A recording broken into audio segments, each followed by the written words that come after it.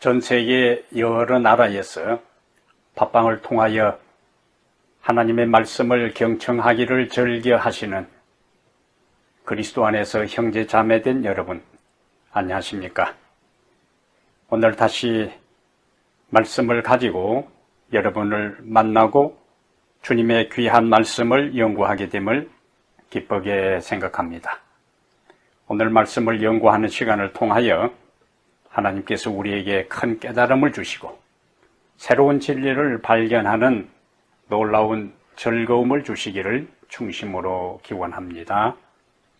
오늘 우리가 함께 연구할 하나님의 말씀은 스가랴 8장 18절부터 23절까지 말씀입니다. 스가랴 8장 18절부터 23절까지요.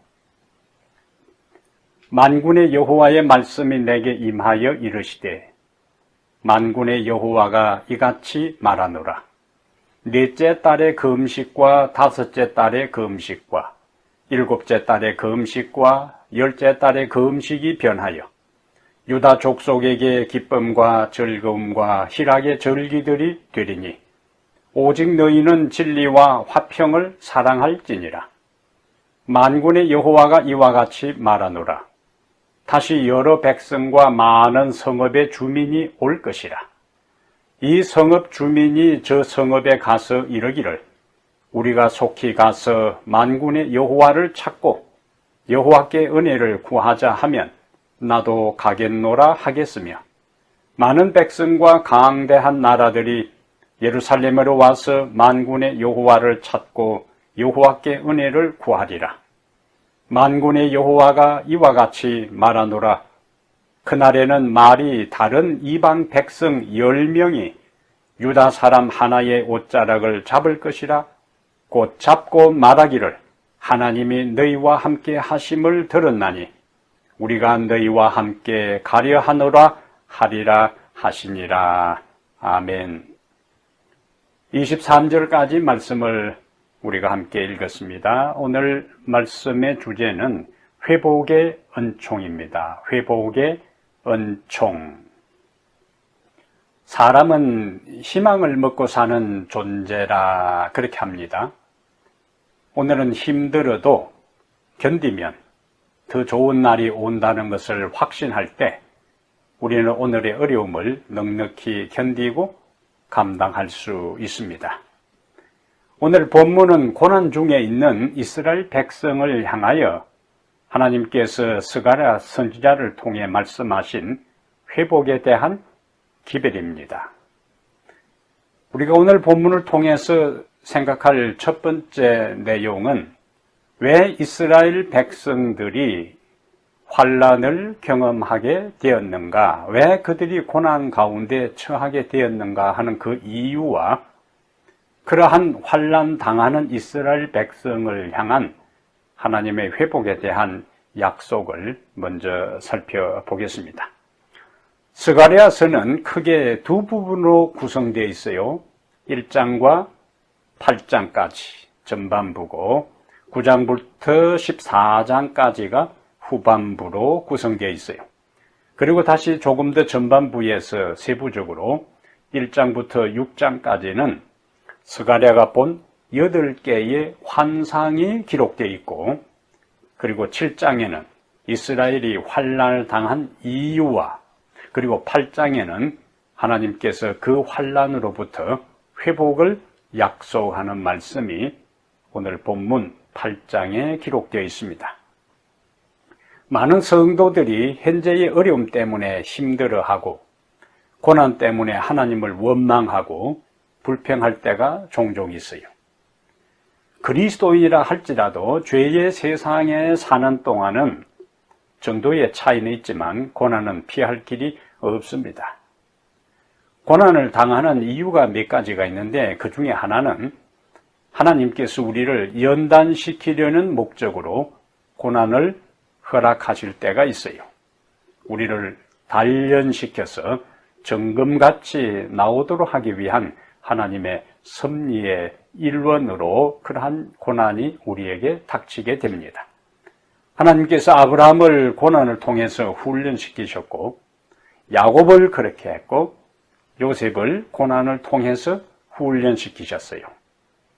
또한 다윗도 환난과 고난을 통하여 하나님 안에서 단련을 받았기 때문에 이스라엘의 성군으로서 그에게 주어진 왕이라는 직책을 잘 수행할 수 있었습니다.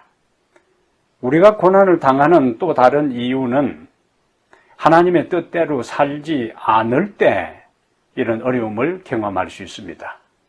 이스라엘 백성들의 역사는 바로 그 사실을, 그 진리를 우리에게 깨닫게 해주세요.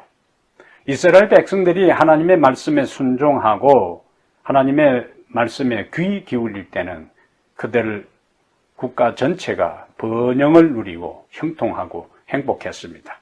이방 민족이 그들을 함부로 침략하거나 또 약탈하지 못하고 하나님께서 그들의 구름 기둥과 불 기둥이 되사 불성곽이 되사 그들을 보호하신 것입니다. 그런데 그들의 이스라엘 민족 전체의 삶에 하나님께 불순종할 때 민족 전체가 고난을 당하는데 이러한 고난을 통해 우리와 하나님과의 관계를 점검하게 하십니다. 사실 우리가 환난을 당하는 것은 하나님의 본래 뜻이 아니라고 성경은 말씀하고 있어요.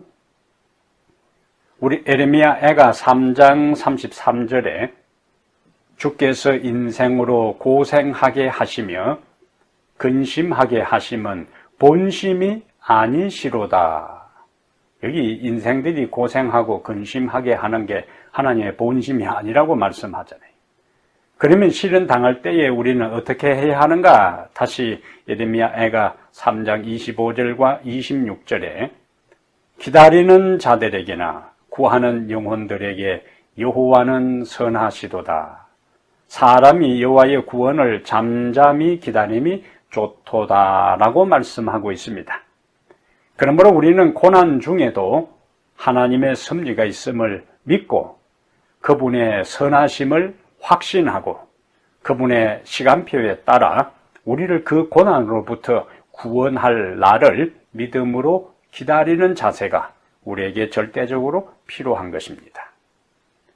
하나님은 이스라엘 백성들에게 현재의 고통 속에서 미래가 불투명하고 암담하고 미래가 전혀 보이지 않을 때 그들에게 미래의 축복과 소망을 약속하세요. 오늘 스가랴 8장 2절에는 만군의 여호와가 이같이 말하노라. 내가 시온을 위하여 크게 질투하며 그를 위하여 크게 분노함으로 질투하노라.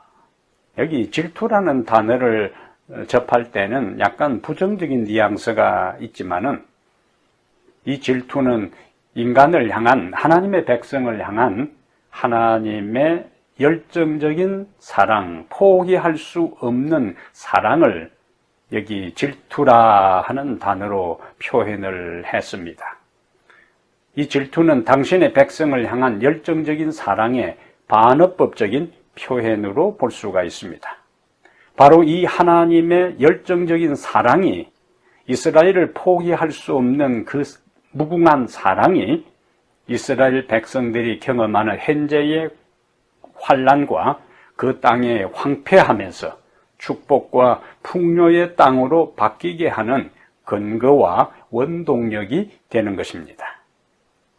그래서 7장의 황무함, 7장의 절망, 7장의 환숨, 근심이 8장에서 축복과 회복과 번영과 기쁨과 행복으로 소망으로 연결하는 전환점이 바로 8장 2절에 여호와의 질투하심, 당신의 백성을 향한 포기할 수 없는 사랑, 열정적인 사랑이라 하는 말씀이에요. 그분은 과거에 매여 현재를 슬프게 사는 이스라엘 백성들에게 미래에 대한 소망을 주십니다. 미래의 소망을 통해서 현재를 보라는 거예요. 현재는 슬프고 고통스럽고 괴롭고 어렵지만은 조금만 견디고 인내하고 참으면 하나님께로 돌아오면 그 고통이 고난과 시련으로 끝나지 않고 미래의 삶의 풍성한 회복과 은총과 축복을 주시겠다는 말씀이에요. 그래서 그러한 미래의 소망을 통해서 현재를 바라보고 현재의 어려움을 극복하고 이겨라 하는 말씀이 오늘 본문의 말씀입니다. 우리는 이스라엘 역사에서 하나님께 이스라엘이 범죄했을 때에 하나님은 그들을 떠나셨어요. 하나님이 그들을 떠나셨을 때 이스라엘은 파괴되고 흩어지고 멸시받게 되었습니다. 그 하나님이 8장 3절에 이렇게 약속을 하셔요. 여호와가 이같이 말하노라. 여호와가 말씀하신 거예요. 내가 시온에 돌아와 예루살렘 가운데에 거하리니 예루살렘은 진리의 성읍이라 일컬겠고 만군의 여호와의 사는 성산이라 일컬게 되리라. 원래 이스라엘이 범죄했을 때에 하나님께서 지성소에서 그리고 성소에서 떠나시고 예루살렘에서 떠나시고 이스라엘에서 하나님이 떠나셨어요. 하나님이 떠나시는 것은 인생과 그 국가 전체의 비극의 시작입니다. 하나님의 불성곽이 하나님의 백성들에게서 거두어지는 순간에 그리고 개인에게서 하나님의 영의 임재가 거두어지는 순간에 그 인생은 하나님의 영 대신에 사단이 완전히 장악하게 되고 비극적이고 파멸적인 인생으로 끝나고 맙니다. 우리는 그것을 사울의 인생에서 잘 보잖아요. 사울이 초기에 하나님의 성령의 감동을 받아 그가 겸손하게 왕의 직책을 잘 수행했지만은 반복해서 불순종할 때에 여호와의 영이 그를 떠났다고요. 그리고 악령이 그를 살해하게 됩니다. 그리고 그는 훗날 블레셋과의 싸움에서 자살로 그의 인생을 막을 내리고 말아요. 하나님의 떠남은 절망이고 죽음이고 파멸이고 비극입니다. 그런데 오늘 8장 3절에 여호와가 시온에 돌아와 예루살렘 가운데 거하리니라는 약속을 하고 있잖아요. 그러므로 하나님이 다시 돌아오시는 것은 회복의 시작이요. 모든 회복은 하나님의 임재로부터 시작합니다. 봄이 돌아오면은 가을과 겨울에 잎이 다 떨어지고 땅에 있던 초목들이 다 죽어 없어진 것처럼 보이지만은 따뜻한 봄이 돌아오면은 그 같았던 나무와 땅의 새싹, 새 생명이 움트고 싹트는 것처럼 떠나셨던 하나님이 우리 인생에, 우리 개인에, 우리 교회의 역사에 다시 임하실 때 그게는 놀라운 회복의 역사, 은총이 일어나게 됩니다. 그분은 함께 하시면서 인간적으로 볼 때는 현실적으로 그분이 약속하시는 미래의 회복이 불가능하게 보이지만 여기 8장 6절에 있는 말씀처럼 만군의 여호와가 이같이 말하노라. 이 일이 그날에 회복에 대한 모든 것이 그날에 남은 백성의 눈에는 기이하려니와 이상하다는 거예요. 성취에 불가능하게 보인다는 거예요. 그러나 하나님은 말씀하시고 그 말씀하신 것을 회복하기 위해 행동하기 시작하는 분입니다. 그것이 8장 7절과 8절입니다. 8장 7절과 8절에 만군의 여호와가 이같이 말하노라. 보라, 내가 내 백성을 해가 뜨는 땅과 해가 지는 땅에서부터 구원하여 내고 인도하여 다가 예루살렘 가운데에 거주하게 하리니 그들은 내 백성이 되고 나는 진리와 공의로 그들의 하나님이 되리라. 아멘. 열국에 흩어진 그들을 하나님이 떠남으로 그들은 열국에 다 흩어지고 말았어요. 그런데 그들을 다시 예루살렘으로 모아 거주하게 하시고 그들을 자기 백성으로 삼으시고 그들의 하나님이 되시겠다고 여호와께서 말씀하셨어요. 언약의 회복입니다. 그러면 하나님께서 그들에게 돌아와 함께 하시면서 다시 그들을 자기 백성으로 삼으시고 언약을 회복하신 하나님은 구체적으로 이스라엘 역사에 있어서 어떤 회복의 기적을 이루시려고 하시는가? 그것이 오늘 본문 9절부터 13절이요. 첫 번째 회복의 은총은 황폐에서 파멸에서 풍성한 복으로의 회복입니다. 여기 9절과 13절에 반복되는 성경 구절은 너희는 손을 견고히 할지어다. 9절 마지막에 나오고 다시 13절에 그 문단에서 13절에 너희는 손을 견고히 할지니라. 앞뒤를 이 손을 견고히 하라 하고 감싸는 장면이 나오잖아요. 그동안 이스라엘 백성들은 파괴된 성전을 재건하려다가 우리가 앞에서 본 것처럼 주변 이방인들의 집요한 방해로 손에 맥이 풀려서 공사를 다 중단하고 말았어요. 이런 그들에게 격려하는 말씀이 무엇입니까? 너희는 손을 견고히 할지어다. 그것이 9절에도 나오고 13절에 다시 반복하는 거예요. 그동안 이스라엘 백성들은 하나님께서 선지자들 통하여 말씀하셔도 그 하나님의 말씀을 잘 듣지 않았습니다. 그것이 비극의 시작이요, 고난과 환난의 원인입니다. 그들의 반응을 스가랴는 7장 11절부터 13절에 이전에 그들입니다. 이전에 그들이 듣기를 싫어하여 등을 돌리며 듣지 아니하려고 귀를 막으며 그 마음을 금강석 같게 하여 율법과 만군의 여호와가 그의 영으로 옛 선지자를 통하여 전한 말을 어떻게 했습니까? 듣지 아니하므로 결과가 뭡니까? 큰 진노가 만군의 여호와께로부터 나왔도다라고 이전에 그들이 고난당한 그 원인을 설명하고 있습니다. 그런데 지금 바벨론에서 돌아온 백성들은, 그들의 선조들은 하나님의 말씀을 듣지 않고 귀를 막고 마음을 금강석 같게 한 것 때문에 바벨론으로 포로로 잡혀갔는데, 이제 그 바벨론에서 70년 포로 생활을 하다가 돌아온 백성들은 선지자의 말씀을 들어요. 선지자의 말씀을 이제 듣습니다. 그게 9절입니다. 8장 9절에 만군의 여호와가 이같이 말하노라. 만군의 여호와의 집 곧 성전을 건축하려고 그 지대를 쌓던 날에 있었던 선지자들의 입의 말을 이날에 듣는 너희는 손을 견고히 할지어다. 돌아온 사람들은 뭡니까? 하나님께서 선지자를 통해서 하신 말씀을 이제는 듣게 되었다는 거예요. 하나님께서 말씀하실 때에 그 말씀을 듣는 것, 성경에 나오는 듣는 것은 단지 귀로 그냥 듣는 것으로 끝나는 것이 아니고 행동으로 반응하고 순종하고 실천하는 겁니다. 그래서 선자들이 하는 말씀을 듣고 순종하는 것이 뭐냐? 회복의 시작이요. 회복의 시작입니다. 하나님께서는 8장에서 이스라엘 백성들에게 회복을 약속하십니다. 새로운 시대를 선포하십니다. 그러면은 하나님의 백성들은 어떻게 해야 되는가? 하나님께서 이스라엘에 돌아와 다시 그들을 예루살렘으로 돌아오게 하고 하나님이 그들과 함께 하시면서 언약을 새롭게 하고 미래의 회복을 약속하셨다면 그 하나님의 약속에 대해 인간이 해야 할 일은 듣는 것, 순종하는 것, 실천하는 것으로 믿음으로 반응해야 된다는 거예요.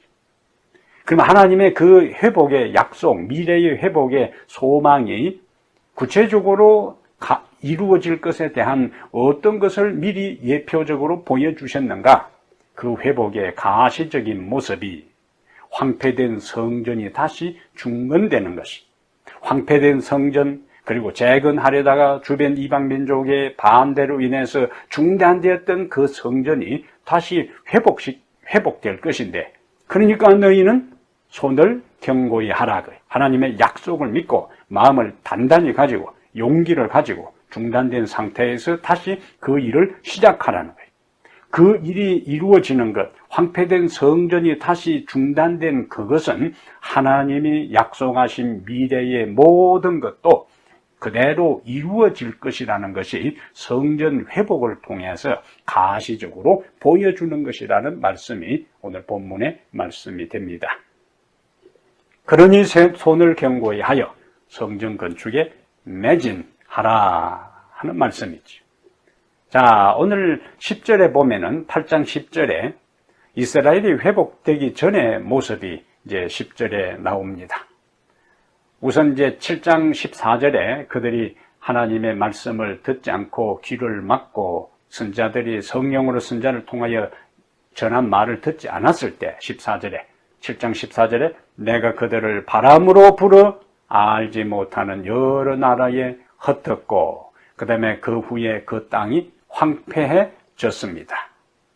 근데 다시 8장 10절에는 또 그때 상황을 이날 전에는 사람도 삭슬 얻지 못하였고 짐승도 삭슬받지 못하였으며 사람이 원수로 말미암아 평안히 출입하지 못하였으나 내가 모든 사람을 서로 풀어주게 하였느니라.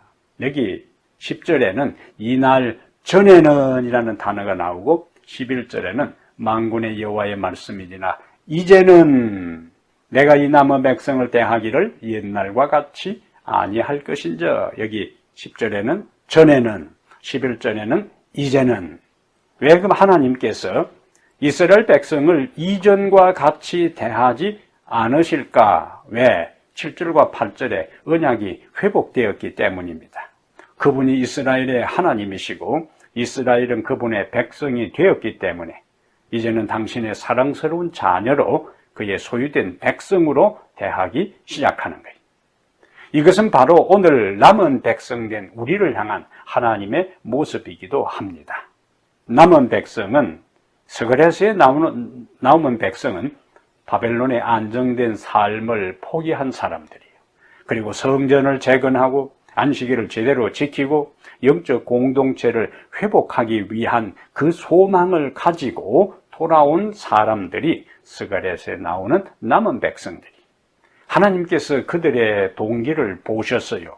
어떤 마음으로 그들이 얼마나 큰 희생으로 하나님의 성전을 회복하고 영적 공동체를 회복하기 위해서 돌아오셨는지를 하나님은 다 보시고 아시기 때문에 그들을 이제 귀하게 여기시는 거예요. 자, 하나님이 그들을 귀하게 여기시고 이전처럼 11절에 나오는 것처럼 내가 이 남은 백성 대하기를 옛날과 같이 아니할 것인즉 옛날은 어떻게 했는가? 그들이 불순종하고 길을 막았을 때에 그들을 다 흩었어요. 그들이 살던 나라를 황폐하게 했습니다. 이방의 나라에 포로로 잡혀가서 고생하게 했어요. 근데 이제는 남은 백성을 하나님이 옛날 그들을 대했던 것 같지만 하지 않는다. 뭘 통해서 알 수 있는가? 그것이 12절입니다. 12절에 그들이 회복의 약속을 주셔요. 평강의 씨앗을 얻을 것이라 포도나무가 열매를 맺으며 땅이 산물을 내며 하늘은 이슬을 내리리니 내가 이 남은 백성으로 이 모든 것을 누리게 하리라. 남은 백성들에게 농경사회에서 하나님의 축복을 상징하는 풍성한 수확물을 하나님께서 주시면서 이 남은 백성이 그것을 누리게 할 것이다 하는 회복의 약속을 주신 거예요. 그것으로 끝나지 않습니다. 물질적인 회복뿐만 아니라 이스라엘이 저주의 존재에서 복의 존재로 신분이 바뀌게 됩니다. 그 13절이요. 유다 족속아 이스라엘 족속아 너희가 이방인 가운데에서 저주가 되었으나 이제는 다시 나오지요. 이전에는 저주가 되었어요. 이방인 가운데서. 이제는 내가 너희를 구원하여 너희가 복이 되게 하리니. 두 개의 단어가 대조되지요. 저주와 복입니다. 전에는 부끄러운 존재였어요. 부담스러운 존재였어요. 저주스러운 존재였어요. 그런데 이제는 복된 존재가 되게 하신다 하는 말씀을 하나님께서 해주고 있습니다. 주님이 우리를 구원하실 때 우리의 인생에 나타나는 변화입니다. 고린도후서 5장 17절에 그리스도 안에 있으면 새로운 피조물이라고 말씀하고 계시잖아요. 그리스도 안에 있는 존재는 새로운 피조물이 되는데 이전 것은 지나고 새 것이 됩니다. 사람들에게 무시당했던 존재가 우리가 하나님께로 돌아가면 존귀한 존재, 다른 사람이 함부로 하지 못하고 오히려 내가 있는 삶의 자리에서 복된 존재가 되게 하십니다.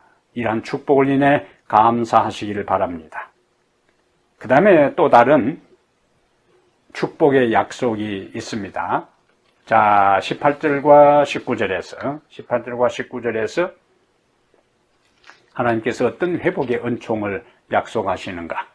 18절, 만군의 여호와의 말씀이 내게 임하여 이르시되 만군의 여호와가 이같이 말하노라. 넷째 달, 다섯째 달, 일곱째 달, 열째 달 금식이 변하여 유다 족속에게 어떻게 변하는가? 기쁨과 즐거움과 희락의 절기들이 되리니 오직 너희는 진리와 화평을 사랑할지니라. 7장 5절에 보면은 그들은 바벨론에 있을 때 70년 동안 5월과 7월에 금식했어요. 그런데 스가랴는 오늘 19절에서 4월과 10월의 금식을 다시 추가하여 말하고 있습니다. 이 모든 금식은 4번 그들이 금식했죠. 4월, 5월, 7월, 10월 금식한 것은 586년 BC 예루살렘 멸망과 관계가 있습니다. 10월에 느부갓네살에 의해 예루살렘이 포위당해요. 다음에 4월에 바벨론군이 예루살렘에 진입합니다. 5월에 성전이 불탑니다. 7월에 유다 총독 그달리아가 암살당합니다.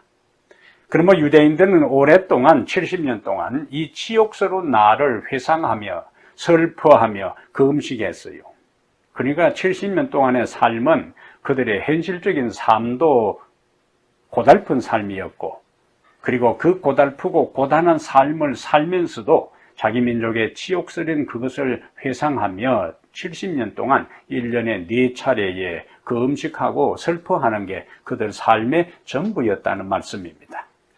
그런데 오늘 본문에 그런데 이 슬픔의 금식이 기쁨과 즐거움과 희락의 절기들이 되리라고 약속하세요. 이 단어들은 다 잔치에서 즐겁게 먹는 것과 연관되어 있습니다. 이제 더 이상 그들은 애통하는 금식을 할 것이 아니라 즐겁게 잔치하게 될 것이라는 약속입니다. 물론 우리의 삶에 슬퍼해야 될 때가 있어요. 그 슬픔 가운데서도 죄에 대한 애통은 필요합니다. 왜냐하면 예수님은 마태복음 5장 4절에 애통하는 자가 복이 있나니 저희가 위로를 받을 것이며 라고 말씀했잖아요. 그러나 그리스도인은 그리스도 안에서 즐거워하고 기뻐해야 합니다. 빌립보서는 우리가 아는 대로 바울이 로마의 감옥에 투옥되어 있으면서 빌립보 교인들에게 보내는 편지잖아요. 근데 그 편지에 반복하여 나오는 말이 있는데 기쁨이라는 단어입니다. 그가 어디에 있으면서요? 감옥에 있으면서. 내일에 대한 기약이 없습니다. 언제 끌려나가서 처형당할지 모르는 그 감옥에 있으면서 그런 빌립보 교인들에게 기뻐하라 하는 그 내용을 가장 많이 포함시킨 편지를 보낸 거예요. 빌립보 4장 4절에 주 안에서 항상 기뻐하라. 내가 다시 말하노니 기뻐하라. 얼마나 강조합니까? 바울은 환경에 구애받지 않는 기쁨을 소유했습니다. 자, 그러면 우리가 구약으로 돌아가서 구약의 선지자들 가운데 바울과 같이 환경에 구애받지 않는 기쁨을 고백한 사람이 누가 있을까요? 하박국 선지자입니다. 하박국 선지자는 하박국 3장 17절과 18절에 이렇게 자신의 믿음을 고백해요. 비록 무화과 나무가 무성하지 못하며 포도나무에 열매가 없으며 감람나무에 소출이 없으며 밭에 먹을 것이 없으며 우리의 양이 없으며 외양간에 소가 없을지라도 나는 여호와로 말미암아 즐거워하며 나의 구원의 하나님으로 말미암아 기뻐하리로다. 아멘. 여기 다 없는 거예요. 없고 그런데 다 없지만은 여호와로 말미암아 즐거워하며 여호와 한 분만 계신다면은 현실적으로 물리적으로 내 주변에 모든 것이 사라진다 할지라도 여호와 한 분으로 말미암아 그분이 내 곁에 계시고 그분이 내 인생의 주인이 되시고 나의 구원자가 되시고 나의 모든 것에 책임지신다는 것을 깨달을 때 즐거워하고 기뻐할 수가 있다 하는 것을 하박국은 노래합니다.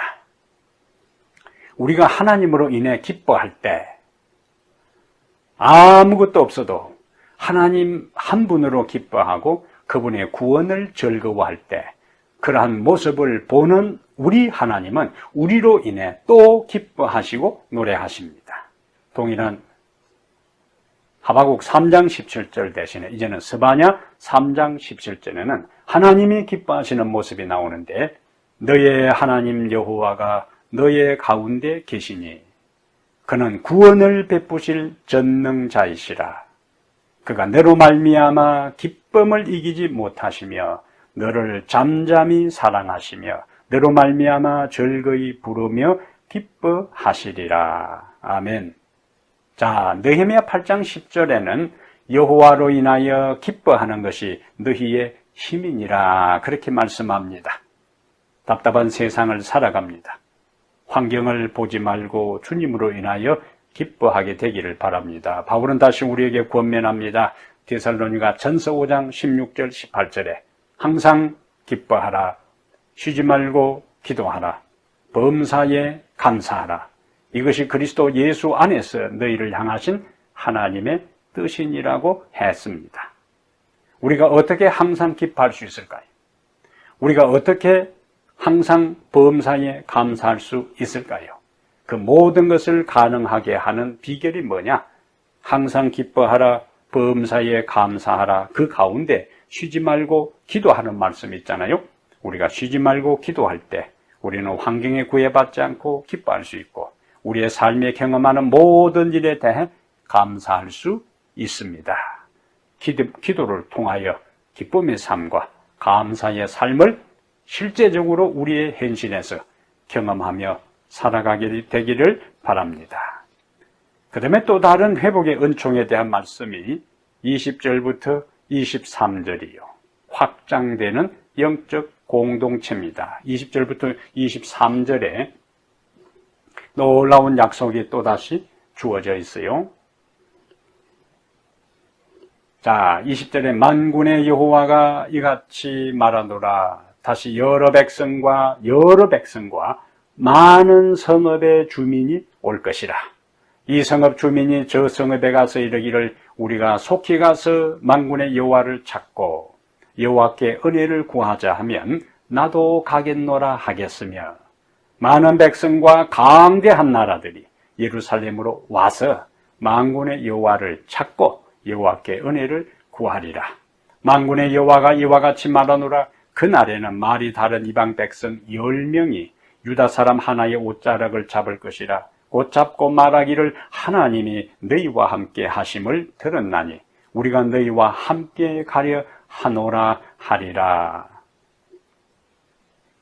얼마나 놀라운 약속인지 몰라요. 우리의 가슴을 뛰게 하는 그러한 말씀입니다. 아름다움은 매력적이요. 왜 수많은 사람들이 매해 요세미트 공원을 찾고 옐로스톤을 가고 그리고 그랜드 캐년으로 몰려갈까요? 그들은 그곳의 장엄함과 아름다움에 신비로움에 매력을 느끼고 끌려 그곳을 가는 것입니다. 누가 강요하지 않아도 소문을 듣고 사진을 보고 인터넷에서 그 장면을 보고 가봐야 되겠다는 마음의 충동을 가지고 그 현장을 가는 거예요. 오늘 본문을 보십시오. 하나님의 백성들의 회복된 삶의 모습을 그 주변의 이방 사람들이 보았습니다. 하나님의 백성들이 회복되어 물질적으로 풍성하고 인격적으로 거룩하고 순결하고 인간관계에 있어서 화평하고 개인적으로 기뻐하는 삶을 보면서 그들이 하나님을 믿지 않는 사람들이 매력을 느끼게 된 거예요. 그래서 여러 민족들이 서로 성읍들을 방문하면서 여호와께 나아가 은혜를 구하자고 하는 장면이 오늘 본문의 말씀이에요. 사실 그동안 예루살렘에는 7장 14절에 보는 것처럼 하나님께서 그들을 열국에 흩어졌기 때문에 예루살렘 성읍에는 오고 가는 사람이 없었습니다. 그런데 8장 4절과 5절의 말씀처럼 하나님의 회복의 은총으로 예루살렘 거리에 늙은 노인들이 한가로이 담화를 나누고 남녀 아이들이 평화롭게 놀고 있습니다. 7장 이전에는 베델에서 몇 사람이 예루살렘에 와서 여호와께 은혜를 구했어요. 그런데 오늘 본문에는 이제 8장 22절과 23절에는 기이한 일이 벌어지고 있습니다.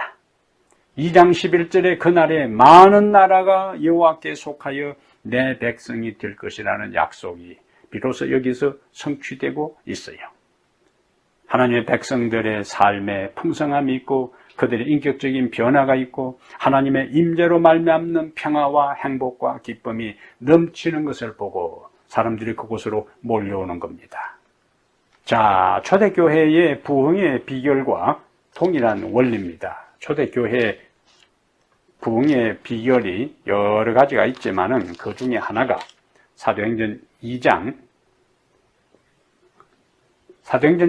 44절부터 보면은 믿는 사람이 다 함께 있어 모든 물건을 서로 통용하고 또 재산과 소유를 팔아 각 사람의 필요를 따라 나눠주며 날마다 마음을 같이하여 성전에 모이기를 힘쓰고 집에서 떡을 떼며 기쁨과 순전한 마음으로 음식을 먹고, 자 47절에요, 하나님을 찬미하며 또 온 백성에게 칭송을 받으니, 결론이 뭡니까? 주께서 구원받는 사람을 날마다 더하게 하시니라. 아멘. 오늘 우리가 주님의 품성을 닮아 그분의 참되심과 그분의 진실하심이 우리의 삶에서, 일상의 생활에서 드러나게 될 때에 사람들은 우리에게 관심을 갖게 될 것입니다. 사람들은 우리에게 매력을 느끼게 될 것입니다. 우리의 실제적인 삶은 어떠해야 하는가?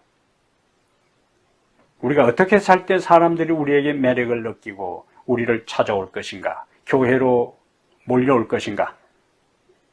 8장 14절부터 17절이요. 스가랴 8장 14절부터 17절에 만군의 여호와가 이같이 말하노라. 너희 조상들이 나를 경노하게 하였을 때에 내가 그들에게 재앙을 내리기로 뜻하고 뉘우치지 아니하였으나 이제 내가 다시 예루살렘과 유다 족속에게 은혜를 베풀기로 뜻하였나니, 결심하였나니, 마음먹었나니 너희는 두려워하지 말지니라.